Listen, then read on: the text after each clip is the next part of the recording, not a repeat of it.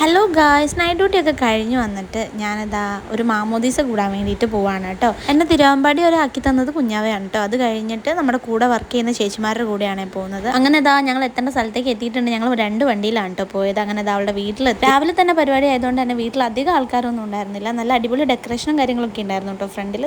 ഇതാണ് കേട്ടോ നമ്മുടെ കൂടെ വർക്ക് ചെയ്യുന്ന നമ്മുടെ അഞ്ജു.